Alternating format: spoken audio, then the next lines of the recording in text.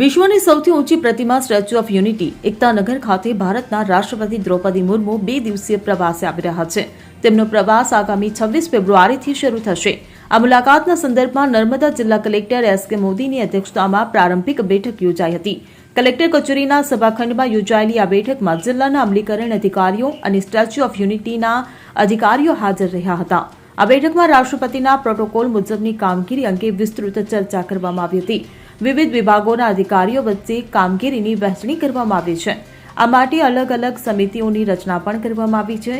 ત્યારે રાષ્ટ્રપતિ એકતાનગર ખાતેના વિવિધ પ્રકલ્પો, સ્ટેચ્યુ ઓફ યુનિટી અને સરદાર સરોવર ડેમની મુલાકાત લેશે। તેમની આ મુલાકાત યાદગાર બની રહે તે માટે સુચારુ વ્યવસ્થા ગોઠવવા અધિકારીઓએ સૂચના આપી છે। ત્યારે કલેક્ટરે અધિકારીઓને રાષ્ટ્રપતિના આગમનથી વિદાય સુધીની તમામ કામગીરી ચીવટપૂર્વક કરવા અનુરોધ કર્યો છે। તેમણે એક ટીમ તરીકે કામ કરી રાષ્ટ્રપતિના પ્રવાસને સફળ બનાવવા અપીલ કરી હતી। Bureau report CN24 news.